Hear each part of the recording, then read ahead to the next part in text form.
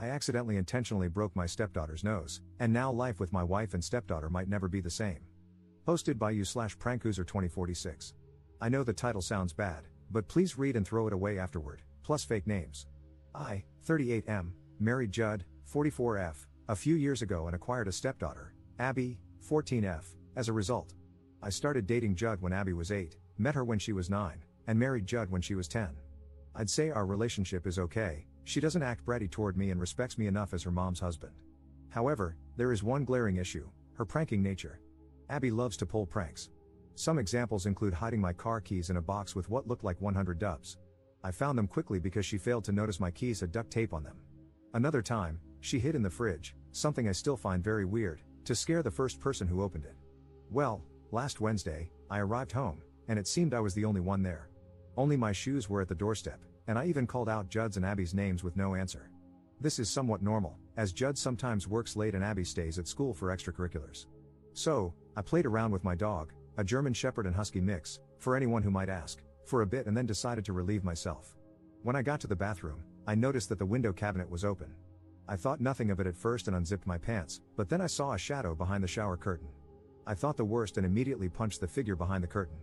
Well, as everyone may have guessed from the title, it was Abby. She was making a prank video, and I hadn't noticed that she had propped her phone up on the bathroom cabinet with 2 cups. I'm not going to lie, I didn't hold back. I punched her as hard as I could. Her nose looked broken, and when I realized it, I flipped out, and so did she. After maybe 5 minutes of freaking out, I drove her to urgent care and informed Judd of the situation. Her nose was indeed broken and would need about 6 to 12 weeks to recover. Abby won't talk to me, and as for Judd, she thinks my actions may have been justified but also believes I should have approached the situation with more caution, though she has refused to elaborate on that. Relevant comments. Commenter. You punched someone. I don't need to read it to know you suck. Ops response. Well, I thought she was a junkie who invaded my home, but okay. I'll be more cautious next time. Enlighten me, what steps should I take next time? Commenter 2. Good lord. Abby's incredibly lucky, Op. It could easily have been a baseball bat instead of your fist, or worse.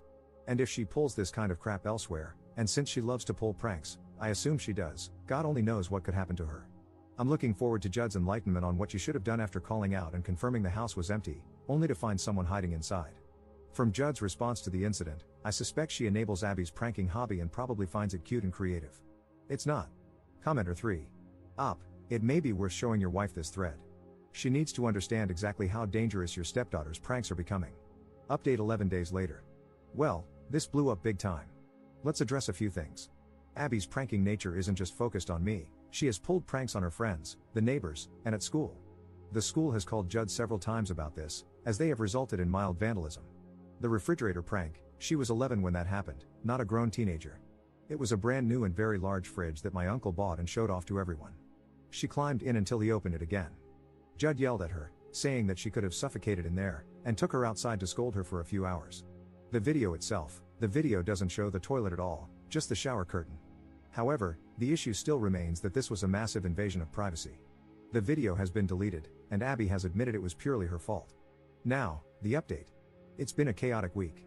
Judd still refused to elaborate on how the situation should have been handled. I showed her the post, and as a result, she did a complete 180. She suddenly thought it might be time to stage an intervention, and I agreed. We brought some of her friends, as well as my cousin's wife, Jess. Jess is an officer from another state, and Abby seems to respect her. In this intervention, we stated how we were each affected by her various pranks and how, in turn, they affected her. Jess also spoke about how many of these pranks border on criminal territory, meaning she could be arrested or face retaliation. It seemed to have gotten to her, and Abby cried a bit and promised to do better. When everyone else left, Jess stayed behind and brought to our attention a disciplinary camp that we could send her to. The program is 6 weeks long and involves group therapy, individual therapy, and constructive projects, whatever that means, and is held on a university campus. The program apparently has good reviews. Judd seems dead set on sending her to figure out her core problems. I'm a little hesitant about sending a kid away from home, but I'm the step-parent, so I have no say. Relevant comments. Commenter. Being sent away seems extreme. Have you looked into this program? Is it held at a religious college? She might end up abused at some of these types of teen rehabilitation camps or just exposed to kids who are worse. I realize it might not be your call, but I would suggest trying local therapy first, long before sending a kid away. Ops response. And I agree, sending a kid away from home will probably just damage them more. But Judd seems intent on dishing out the harshest punishment immediately, thinking that this will nip it in the bud. Or she doesn't want to be seen as an enabler. She changed her opinion really fast when I showed her the original post. Op adds an edit to his post. Okay, I swear Judd must be following my posts because now she's taking back what she said and is now thinking about doing what I and you fellow Redditors suggested in the first place, weekly therapy. So, we agreed that I'm going to find a therapist and front the bill for it since she didn't take this seriously in the first place. Commenter 2. Wait, why do you have to pay for her kid's therapy when she didn't take her behavior seriously? That doesn't make sense. Op's response. Because she doesn't know how to find therapists, she just wants to send Abby away. Commenter 3. Hasn't she ever heard of Google? Sounds like weaponized incompetence. Op's response. The program is free. Jess said that she could enroll Abby for free, which most definitely played a part in Judd wanting to send her there. Second update 7 months 2 weeks later. Well, it's been about 7 months, and there have been a few developments. Let's address some more things before getting into that. Up until recently, I've still been getting DMs asking why this brat is still in my house, why I'm friends with Jess, and why I named my wife Judd in my posts. I was drinking when I made my first post. I saved a draft and went back to it after sobering up for a few hours, fixing a bunch of grammatical mistakes, but clearly, some got overlooked, and it just stuck. I was planning on calling her Judy. Jess and I are not friends. She is married to my cousin, with whom I have a good relationship, as well as with their 2 daughters and Jess's daughter. Jess has a serious problem with boundaries. As for why Abby was still living with me, you have to understand, I, her stepfather, broke Abby's nose. If word got out, it would look really bad. I would be seen as an abuser and might have even been arrested. Several comments pointed out that I should have saved that video for my own safety. I was pretty much going insane at that point, and my wife thought nothing of it, believing I should have just let it go until I showed her my original post. Honestly, I wanted to keep the intervention we had small and not involve her friends because I felt they didn't need to know about it. I just wanted her grandparents and Jess to show up, but I was convinced otherwise. So, the update.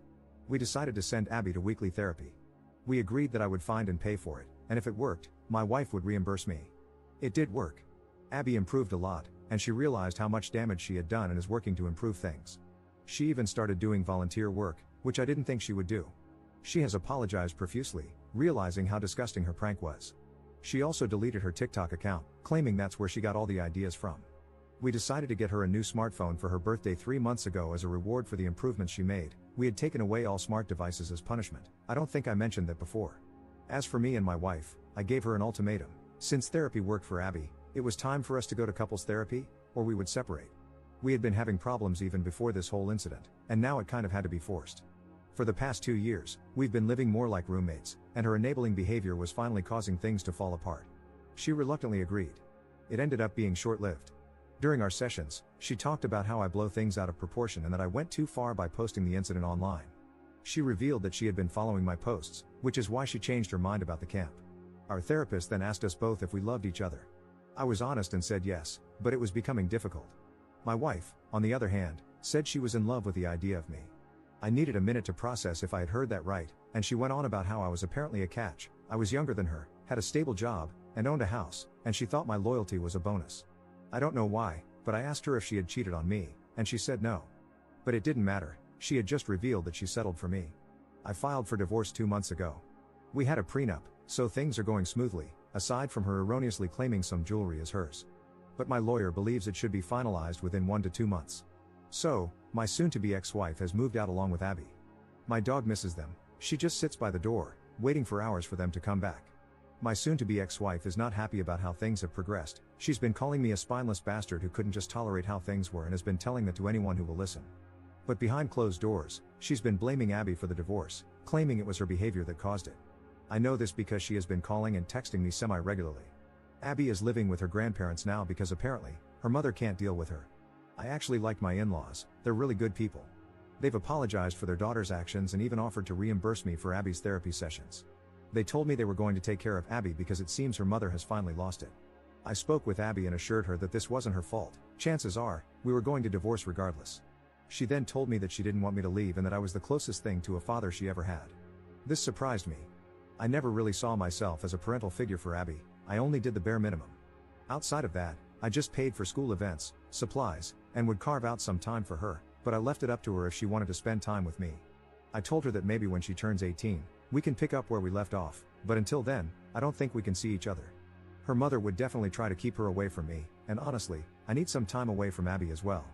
Things are so quiet at home now, It's relaxing. So, there you go. I don't even care if my soon-to-be ex-wife finds this post. Relevant comments. Commenter. I'm 42 and single, but I'd rather be single than settle. Her lying about her feelings for you prevented you, during your relationship, from having the chance to find someone who truly loves you.